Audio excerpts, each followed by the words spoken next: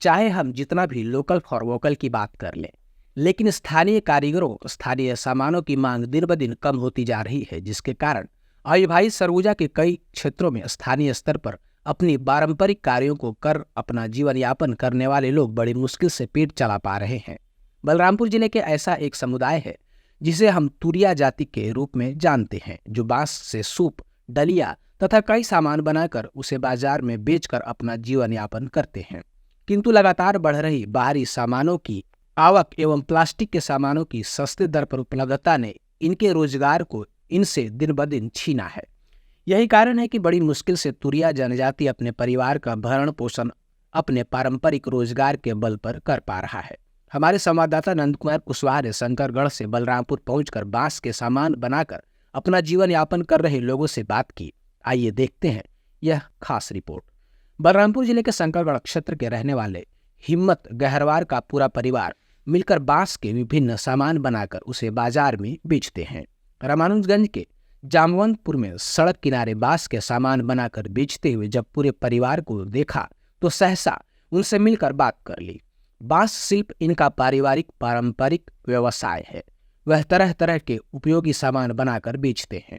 बांस से बनाए सामान बेचकर ही अपना गुजर बसर करते हैं। इनकी जाति पीढ़ी दर पीढ़ी बांस के सामान बेचकर जीवन यापन कर रहे हैं। बांस से बनी वस्तुएं बेचकर जो आमदनी होती है उससे अपने परिवार का भरण पोषण करते हैं। बांस शिल्प छत्तीसगढ़ के ग्रामीण क्षेत्रों में काफी प्रचलित है। बांस के कई सामान कृषि कार्य में भी कृषक उपयोग करते हैं, किंतु लगातार आ रहे बाहरी प्लास्टिक के सामानों के कारण ये लोग किसी तरह गुजारा करते हैं। इसके बावजूद ये न सिर्फ अपनी पुश्तैनी हुनर को केवल अपनाए हुए हैं, बल्कि सहेजे हुए भी हैं। इस दौरान हमसे बात करते हुए हिम्मत गहरवार ने क्या कहा, आइए सुनते हैं। और यहाँ हम लोग का धंधा अच्छा चल रहा है। पिछले साल भी थे हम लोग, 2 साल हो गया हम लोग का यहाँ आते हुए, और अभी तक बढ़िया चल रहा है। यहाँ बांस काम करते हैं, सभी चीज़ बनाते हैं हम लोग, घरना, टोकरी, मोरा, सुपा, ऐसे जो भी सामान हो गया बांस का जो बनता है वो सभी चीज़ बनाते हैं हम लोग। और बिक्री भी यहाँ अच्छा होता है। थोड़ा सा बांस का दिक्कत जाता है, लेकिन बांस तो खरीद के ले आते हैं हम लोग।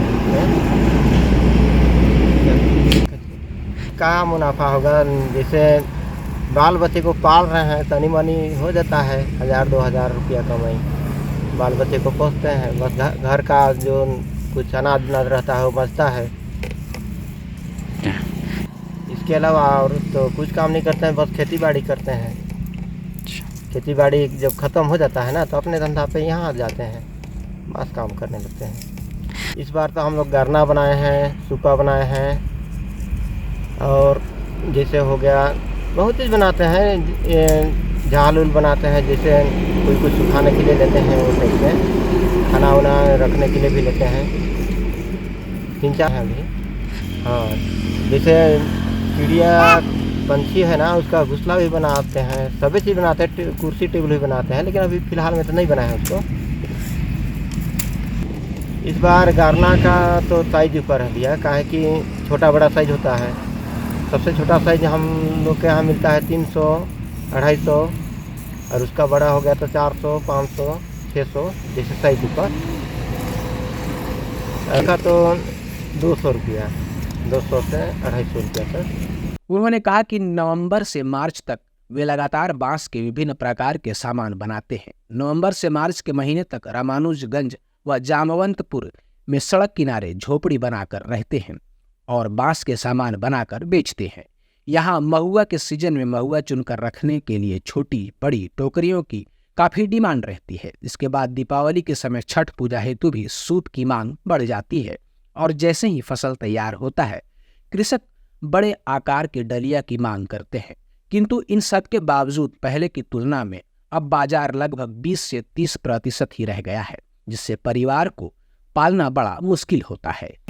दौड़ी और टुकना, टोकी और सुपली, दौरी सब चीज़ बनाते हैं। इसीलिए जामनपुर में आए हैं काम करने। बचपन से जब से काम कर रहे, नहीं छोटे से काम करते तो मम्मी पापा कर रहे थे ना, तो इसी को देख देख के हम लोग सीख गए हैं। सुपा 200, टोकनी का 100 और गरना सबका 500 600 इसी लगभग है। इस बार 350 400 550 ऐसे ही बिक्री हुआ है। अच्छा चल रहा है।